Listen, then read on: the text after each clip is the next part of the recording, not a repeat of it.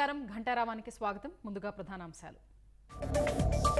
హిందూ సమాజం అంటే మోదీ, భాజపా, ఆర్ఎస్ఎస్ కాదన్న రాహుల్. 24 గంటలు అధికార పార్టీ హింసను ప్రేరేపిస్తుందని వ్యాఖ్య. హిందూ సమాజం మొత్తాన్ని హింసావాదులనడం దారుణం. ప్రతిపక్ష నేత వ్యాఖ్యలపై తీవ్ర స్థాయిలో మండిపడ్డ భాజపా.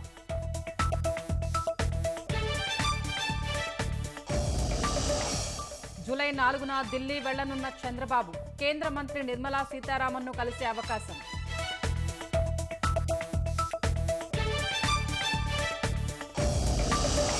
దాదాపు 80% పూర్తయిన పెన్షన్ల పంపిణీ. లబ్ధిదారులకు 7,000 అందించిన ప్రభుత్వం.